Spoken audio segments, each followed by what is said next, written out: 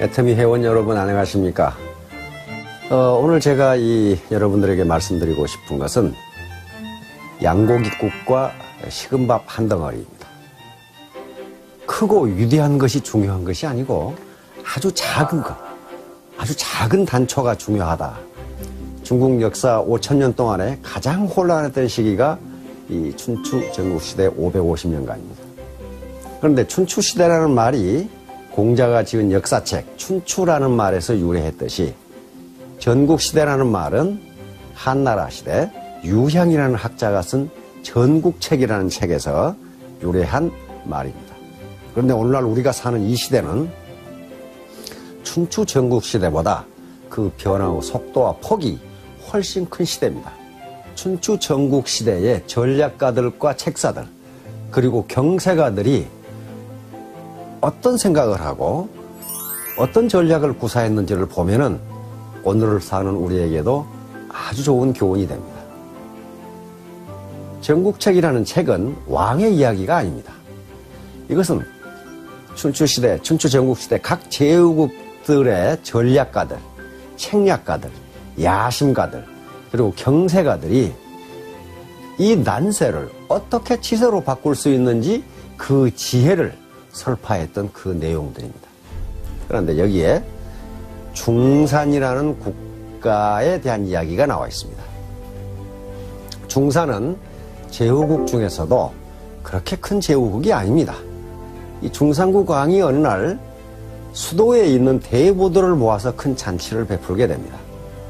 그런데 잔치에 초대받은 대부 중에 사마작이라는 사람도 있었는데 양고기국을 끓여서 잔치를 하는데 양고기국을 분배하다 보니까 하필 사마작이라는 대부 앞에서 양고기 국물이 떨어지게 됩니다.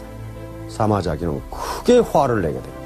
다시 말하면 왕이 자기를 무시했다는 거예요.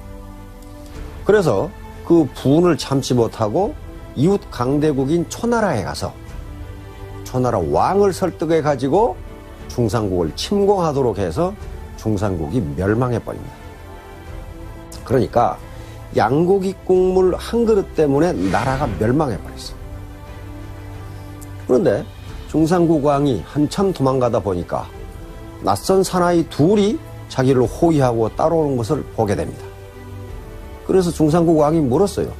그대들은 누군가? 우리 아버님께서 굶어 죽기 직전에 왕께서 우리 아버지에게 식은밥 한 덩어리를 주셔가지고 그걸 먹고 죽지 않고 살아나셨습니다. 그래서 우리 아버님께서는 임종하실 때 만일 중산국 왕에게 일이 생기면 너희들은 목숨을 바쳐서 중산국 왕을 지켜라. 이렇게 유언을 남기셨기 때문에 지금 저희가 왕을 지키기 위해서 따라가는 중입니다. 그 말을 들은 중산국 왕은 하늘을 보고 한탄합니다.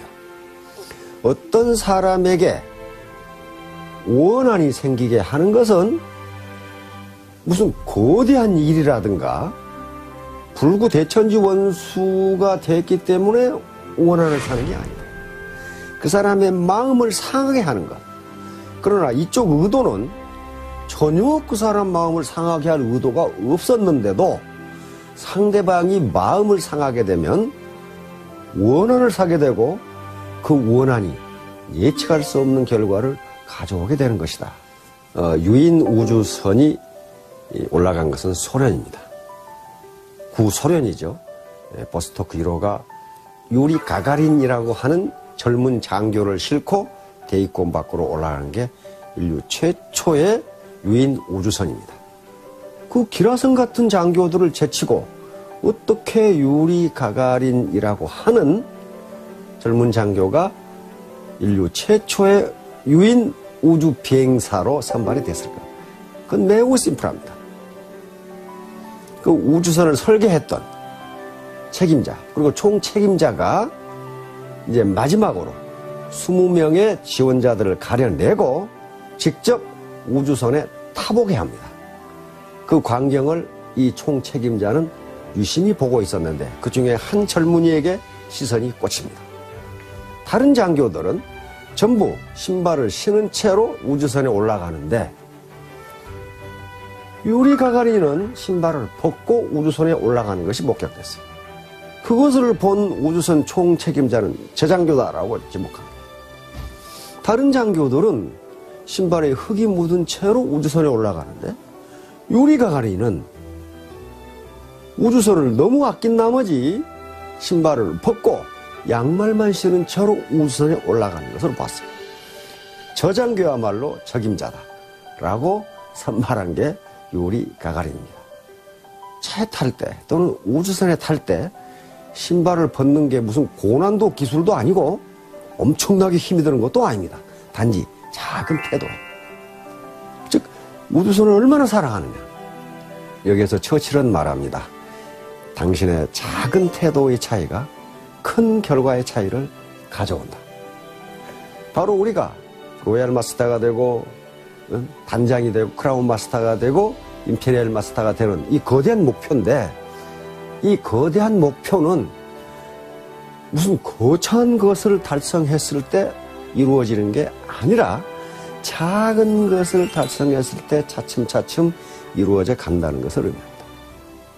한비자라는 책에 보면 재괴의혈이라는 문구가 나옵니다. 사자성어가 나옵니다. 이건 개미 구멍이 둑을 무너뜨린다는 이야기입니다. 아무리 큰 둑이라도 개미 구멍 때문에 무너진다는 거예요. 그 다음에 과거 공산주의 혁명이 전 세계를 휩쓸었을 때 레닌이 한 말이 있습니다. 성냥불 하나가 대지를 태운다. 다시 말하면 스타트, 출발은 아주 조그만데 나중에 그 결과는 엄청나게 나옵니다. 또 우리가 애터미에서 늘 이야기했던 나비 효과도 같은 맥락입니다. 나비 효과라는 것은 아마존, 저 열대우림, 아마존에서의 나비의 날개짓이 어떤 알 수 없는 순환 과정을 거쳐서 한 달 후에 텍사스에서 폭풍이 일어날지도 모른다는 이론입니다. 이건 기상학 이론인데요. 로렌츠 박사가 만들어낸 기상학 논문 속에 있는 이야기입니다. 다시 말하면 이 사회의 변화, 자연의 변화, 인간관계의 변화는 예측할 수가 없다는 거예요. 아주 작은 시초, 아주 작은 원인 때문에 나중에는 그 결과가 걷잡을 수 없이 커진다는 거예요.